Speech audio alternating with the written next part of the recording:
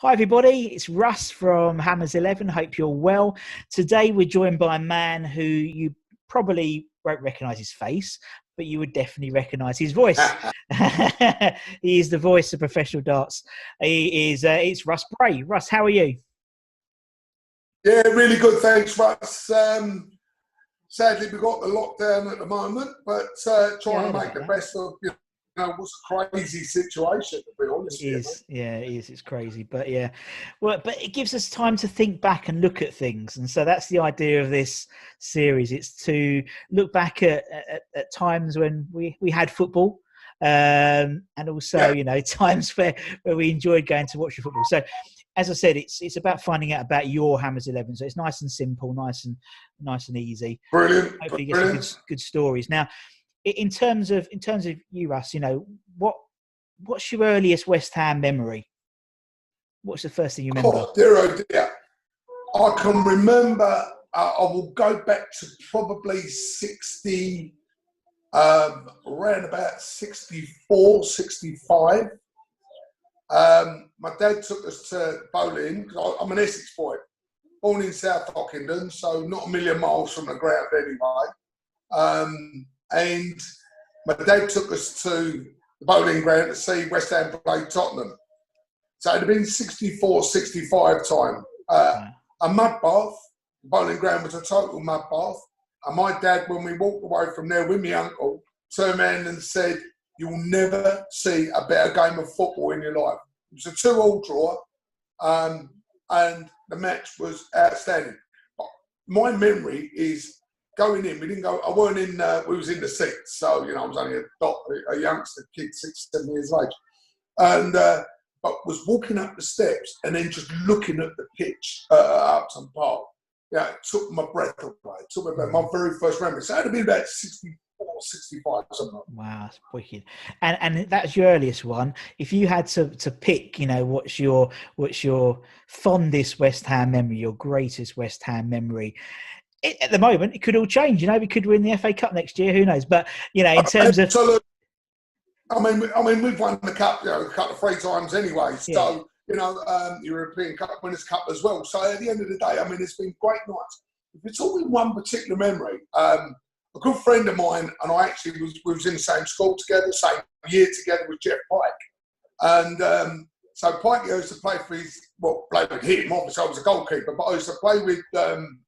In Jeff's dad's team, with Jeff on a Saturday afternoon or a Sunday afternoon, Sunday morning football, because he lived in Ockenden, he lived opposite, but I lived opposite a park, and he lived the other side of the park, literally. So, we used to see each other every day at school and that. Pikey went on to West Ham, and I went, funny enough, to Orient. I went there for a little while under George Petrie for only a season. But my main bent then became athletics. So instead of playing football, it makes me wonder, and I've gone the other way, it might have been better. But one of my biggest memories, again, back in the 80s, was Pikey nutting a header from just around about 18 yards out. And an absolute corker against Man U. And we done them 3-2. And it was just so good to see, you know what I mean? It was an absolute screamer of an header. Yeah. And that's fun. It really sticks in my head. Yeah. My eras, Billy Bonds, Bobby Moore, Jeff Hurst Peters, all these people, Redknapp, Senior, and it just that's just something that always stuck in my head. Probably because I know the guy. Yeah, that must be it, because you've got that. It's going to be something like that. That's the link. Yeah. That's lovely. That's nice. Right, that sounds good, Russ. Okay, in terms of what we do, it's simple. The Hammers 11. It's 4-4-2. Nothing fancy. No fancy formations, diamonds, or 4-4-2. You have to have been alive to see him play.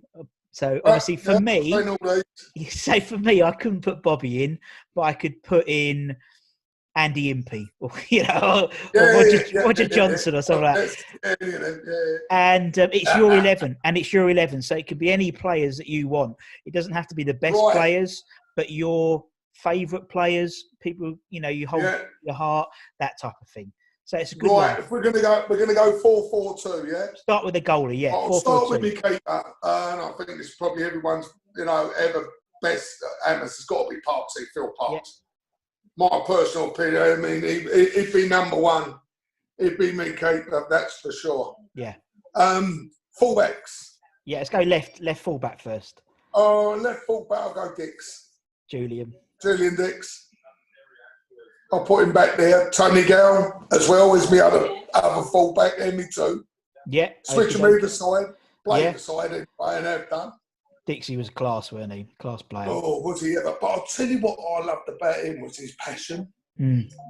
I absolutely adored his passion. You know what I mean? He did wear his heart on the sleeve. He was hard, buggy. You know what I mean? He got stuck in. He wasn't scared to get his foot in there. Yeah. But he was fair. He wasn't a dirty player. He was fair. He was just Stuart Pearce. You know, a similar style person. I don't think I'm Black West Ham, but you know what I mean? I know what you mean. He's that style of player, and that's what I liked about Dix. But had a little bit more finesse. Exactly, but he had a lot of. But he was, Dixie for he could put a challenge in, but technically he was a lovely player. You know, he could hit a ball. Hit a ball. Hey, I mean, brilliant, absolutely brilliant. Right. Cool. Okay, let's go centre backs. Let's go centre backs then. Right, the centre backs. I've gone Billy Bonds. Put Bonds in there. Yeah. I've gone Ronnie Boyce, Bobby Moore, Mark Noble. It's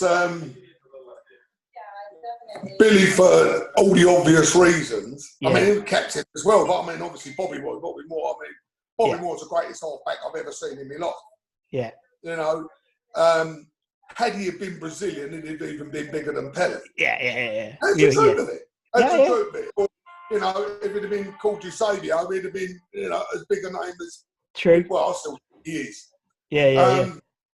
You know, Noble at the minute, I'll tell you what, passion for the old boy like that, I think he's absolutely terrific. Mark Noble at the moment. You know what I mean? He's an inspiration. He pushes hard. He inspires the people around him. You know, good footballer and all. With Mark, there seems to have been over the last, I reckon, 2 years, like this renaissance of him. So, like he couldn't play. He didn't play 60 minutes 2 or 3 seasons ago, and now he's banging out 90 after 90. It's incredible. Yeah. Amazing. Ronnie Boyce. I don't know if you ever saw Ronnie Boyce play. No, I didn't have the pleasure. You didn't. No. But again, another grafter, and I mean, he'd pop up with the odd goal. Well, he scored for us anyway, didn't he? When we've done, called up, who was it? Preston North End, wasn't it? Preston North End, we've done in the final. We beat within years. I'm not sure Boyce scored on that one. But I know Ronnie Boyce, cracking to watch as well. You know, absolutely amazing. So Bobby Moore just speaks for himself. You know, there's not anything more I could add to Bobby Moore, any form of accolade or anything. No. I could add to what's already been said about, the greatest halfback there's ever been.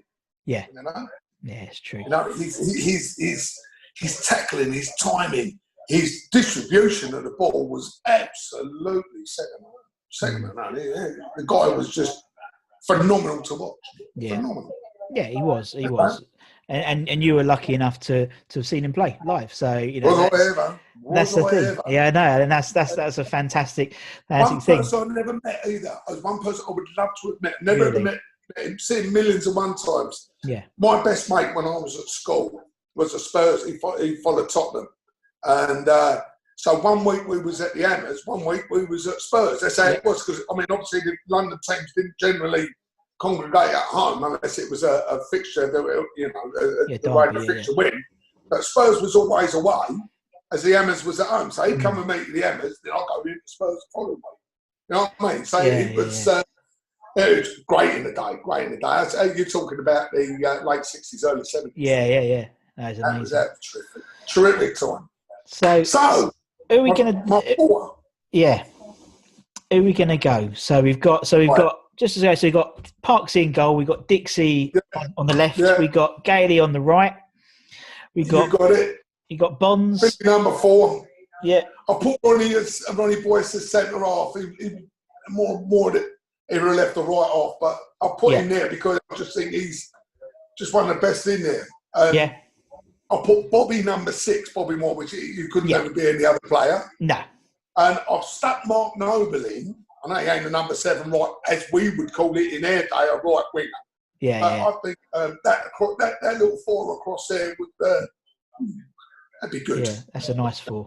That's a nice 4. That's a nice 4. Yeah, I like that. And so now we're going to go up front. Yeah. Right. I'll tell you what. Can I tell you who I've left out? Yeah, go for it. I'll tell you who I've left out. I know some of these are backs and wingers. I've left out Frank Lampard, Harry Redknapp, Liam Brady, Frank Stapleton, Joe Cole, Teddy Sheringham. I mean, they would grace any great football team. Yeah. He would. It is such a hard call to pour a level I know that we've had over the years. But my 4, I've gone Martin Peters. Yeah. Trevor Brooking, Jeff Hurst, and Paolo Di Canio. Oh, PDC. There's a lot of creativity there, I tell you. A lot of creativity. Oh, is there ever? Yeah. Is there ever? And I'll tell you, I mean, all right, there's not all their natural positions. Doesn't matter. I mean, Canio was more of an half-back, if you know what I mean. Yeah. Out of my top 11. No. And that's fair enough, because as you said, you know, those players, I mean, you know, obviously, you know, I was only really around, well, I was only around for the Paolo era in those 4. And yeah, even like thinking about my best players, yeah, Paolo was in there, but it could have been any one of, you know, Ashley, you know, in terms of that's the scary thing about it. Yeah. Know? Well, especially for you've been around since, you know, been supporting the Hammer since sort of mid-60s, you know, there's, you know, was it 40 to 50 years almost, 50, almost 60 Absolutely. years? Yeah, of players you've seen. It would have been, yeah. So it's like, it's an incredible amount of players you've seen. And, and yeah, as I said, you know, I mean, at the moment with the whole nostalgic thing, going over a lot of old videos and seeing a lot of old matches and old seasons that you had this sort of rose-tinted glass. That was great that season, and that player was great. And you look it back and go, he wasn't that good. He wasn't that good. As you said, as a young'un, seeing Bobby Moore and stuff like that, and it's like that imprinted those players on you from an early age. Yeah, definitely. Yeah. So, would you say, obviously, out of everyone you've seen, it's probably a silly question, but Bobby being the greatest ever player you've seen play for West Ham? Yes, definitely. Bobby Moore, most definitely. I know Russ got a hat-trick in the final, in the World Cup final, that West Ham won anyway. Martin Peters, you know, sort of added the extra one to it. And no. Bobby Moore is one of the greatest footballers I've ever seen. People are on about Pele. I mean, Pele was good. Don't get me wrong. He was a brilliant footballer. You say that, brilliant footballer. I thought George Best was better than him. Personally, on another aspect of it, but George Best didn't play what Bobby Moore played, and Bobby Moore stopped George Best most of the time. So that shows how good Bobby Moore was. So, and George Best was one of the best players I've ever witnessed to see. You know, and Bobby stopped him in his tracks 1,000,001 times as well. Bobby Moore was just a phenomenal footballer. He's a one-off. He's in inverted commas, Phil Taylor of darts, a total freak, a one-off, because there was no one that good. There wasn't, you know, and you know, Jesus, he was captain of the only England team to ever win a World Cup. Exactly. So he must have known what he was doing. He was captain of the Hammers. You know, just brilliant. Couldn't be anyone better than that.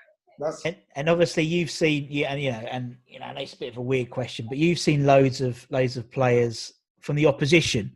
You know, lots of. Is there a player, you know, who you would have loved to have played for West Ham who didn't? Was it George Best? Was it? Definitely George Best.